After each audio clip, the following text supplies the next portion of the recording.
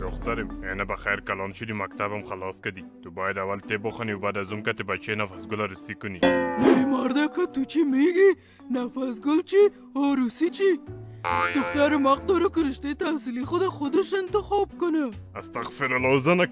تو میخوای در قوم مرا بشرمونی ها؟ مردم چی خواد گفت؟ صبر لطفا جنگ نکنید پدر جان، من میخوایم رشته انجینیری را بخوانم. اوه چوب باش، چیزی که من میگم هم قسم میکنی.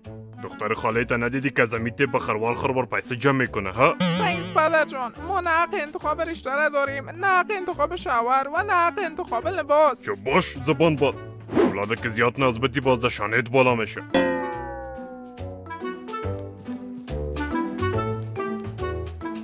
مادر جان مریم جان، برای یک چای سبز خودم کو.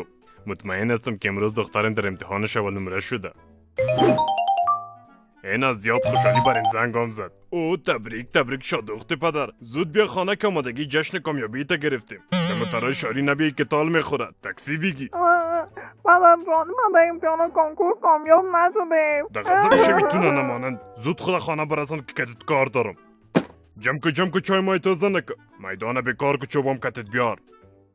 والدین محترم، برای جوانان حق انتخاب دهید.